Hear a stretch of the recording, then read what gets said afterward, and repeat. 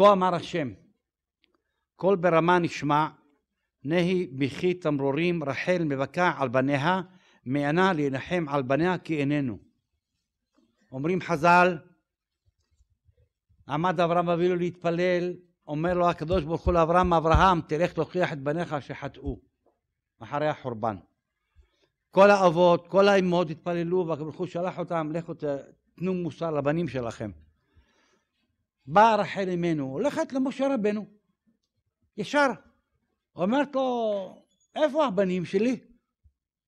אומר לה, מסרתי אותם ליהושע. הולכת ליהושע, יהושע, איפה הבנים שלי? תמיד עוברים היו על יד קבר רחל, נכנסים, מתפללים, עכשיו אין. אז הוא אומר לה, מסר אותם לנביאים. מי הנביאים? אמר לה, שמואל.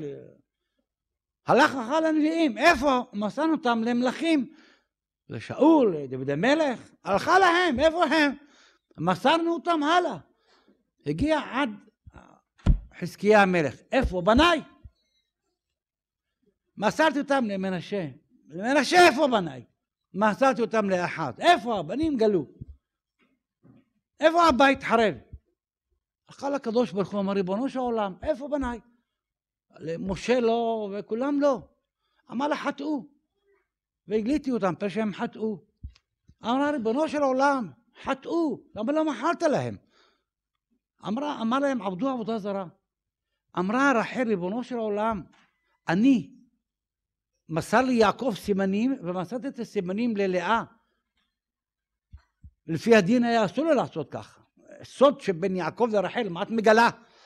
אבל אומרת רחל, אני לא רציתי להעליב את אחותי, והייתי מוכנה למסירות נפש. ולמה ככל לרחמת על בניי? אז הוא אומר לה, הקדוש ברוך הוא, קול נהי נשמע, בכי תמרורים, כתוב קול ברמה, דיברה בצורה תקיפה.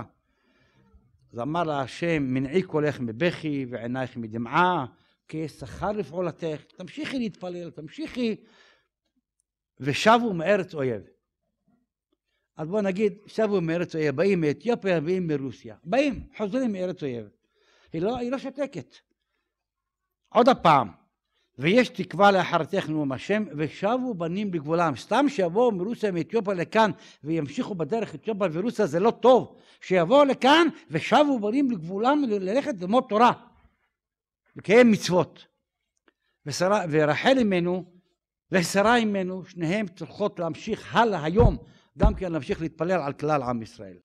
ומכיוון שאנחנו נמצאים במוצאי שבת קודש של פרשת לך לך, וליל של הפטירה, הילולה של, נאמר, של רחל אמנו עליה השלום, אז נבקש משרה אמנו, שכתובים, אנחנו אומרים ישני חברון, הם לא מתים, מכירים ישני חברון, נבקש מרחל אמנו, ונאמר לה, קומי רחל, קול ברמה נשמע, תמשיך להתפלל על עם ישראל, שהשם יציל אותנו מכל מיני צרות, כל מיני מצוקות, מכל מיני פעימות, מכל מיני חלוקת ארץ ישראל, מכל מיני מחלות, כל מיני איסורים, כל מיני תאונות, ותמיד נשמע שמועות טובות ובשורות טובות, ושבו בנים לגבולם בעגלת זמן קריב, ואמרו אמן בביאת משיח צדקנו, וכן יהיה טוב ונאמר אמן.